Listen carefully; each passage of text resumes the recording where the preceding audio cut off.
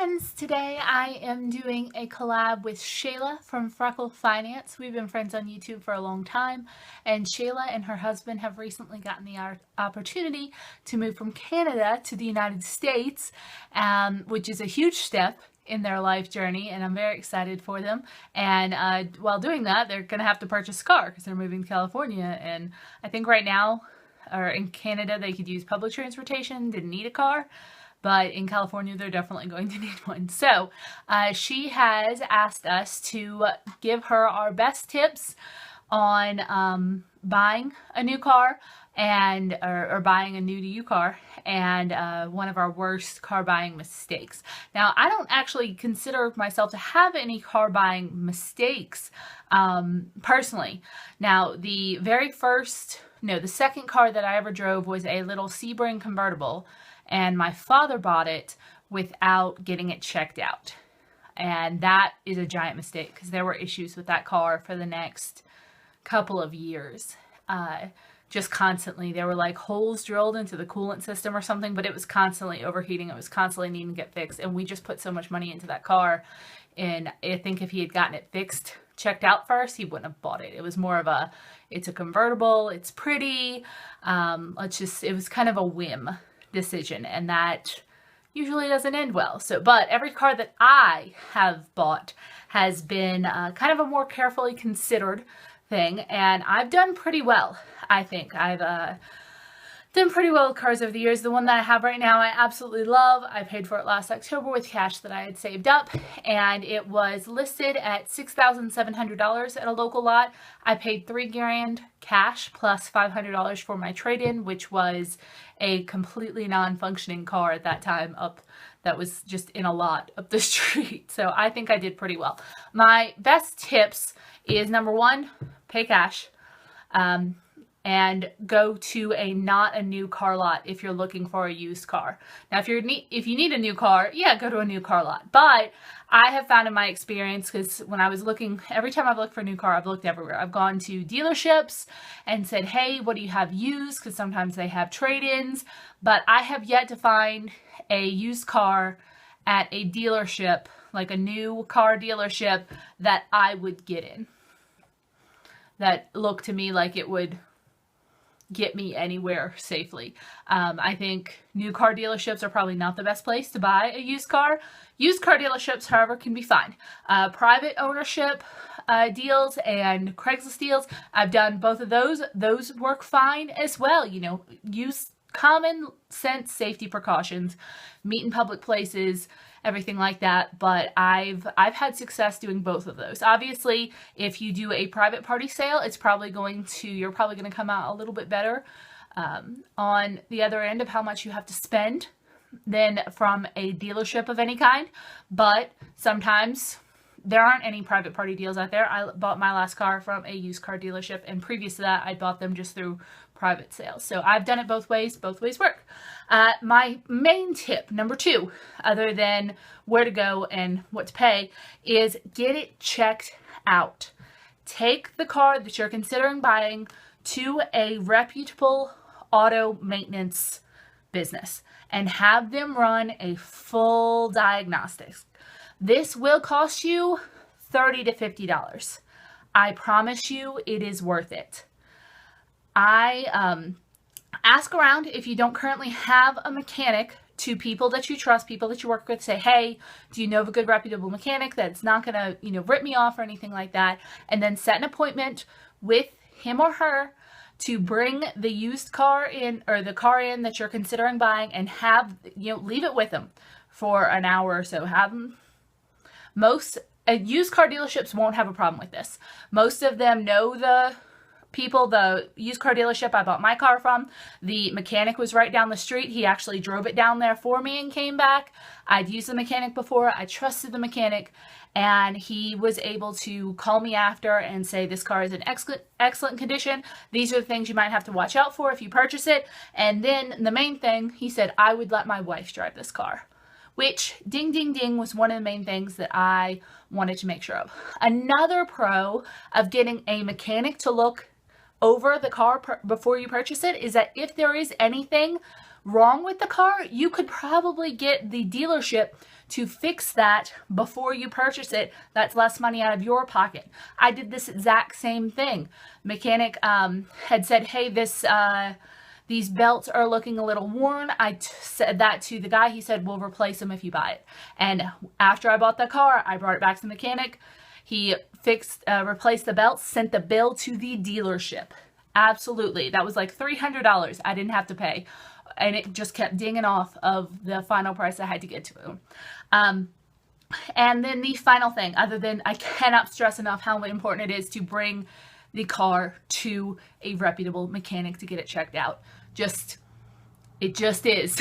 I don't know enough about cars. I mean, and I've bought cars before, like parking lot deals.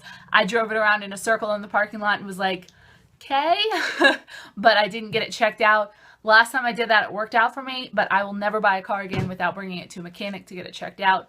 There's just no reason not to. It is $40, $50 completely well spent. All right, and number 3 is stay quiet when negotiating.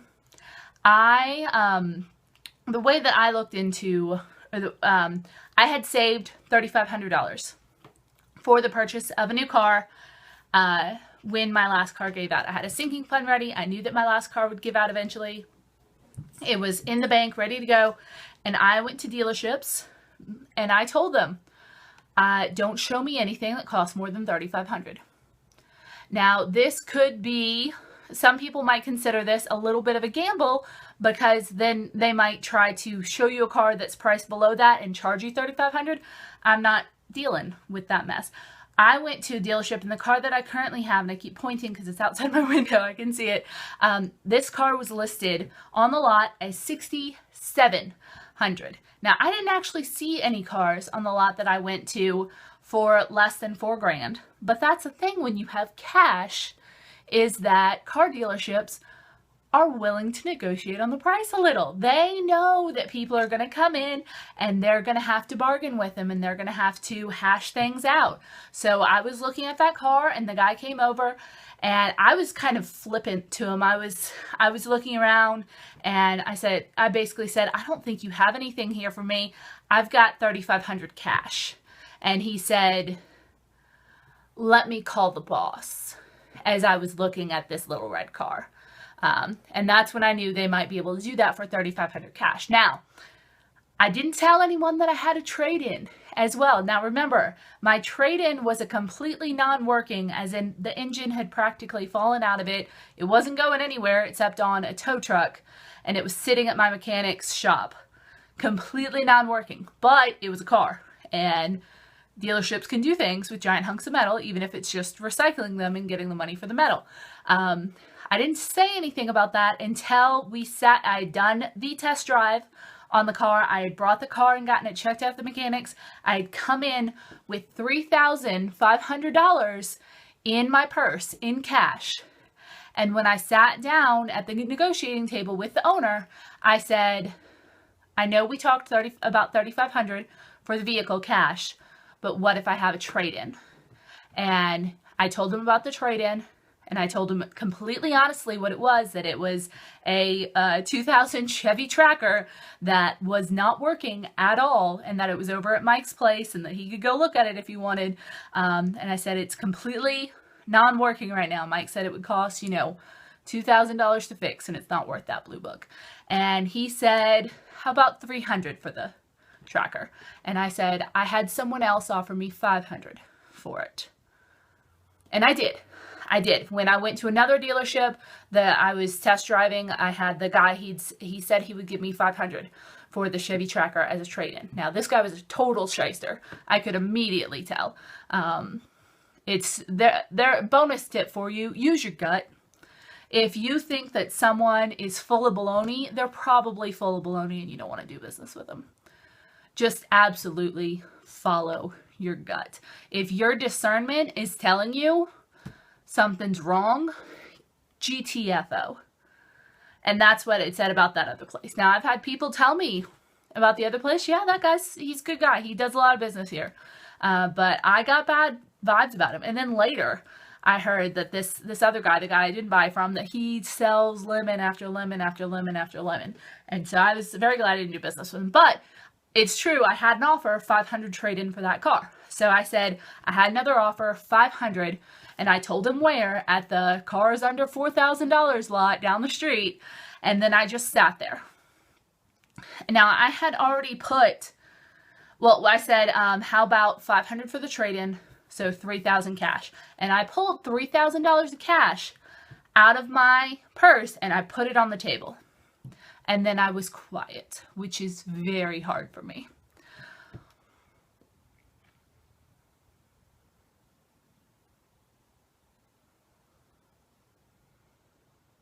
And that was a very awkward 45-50 seconds. Now, just when I was about to reach into my purse and pull out another 100, 400 for the trade-in, 3,100 cash for the car, that would have been fine, he said, alrighty. And then he took my cash and he counted it and he's like, all right, little lady, here you go. And that was the best negotiating deal I ever did in my life. I cannot tell you how important it was to just shut up.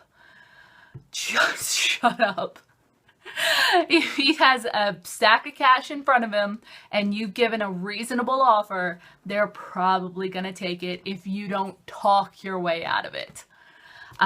So those are my 3 best tips, 3.5, 4 best tips on getting a new used car. I hope that some of these help you guys. I will link below my how to buy a car for cash video, which I had a lot of fun with. I was very much giddy about my new car then, and I'm still pretty giddy about it. It's a great car. I'm glad I got such a good deal.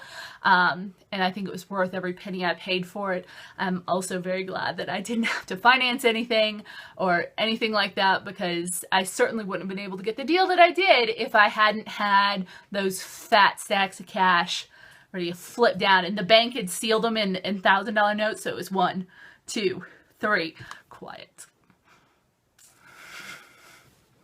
It was good performance that day, I'm just saying. Okay, so everybody came out happy in that deal. I brought the guy some cookies at Christmas just a couple of months later. He was happy to see me. He asked how the car was doing. It smiles all around. So that's my car buying experience. Shayla, good luck to you in shopping for yours. Just keep at it and use your discernment. I know you've got it, girl.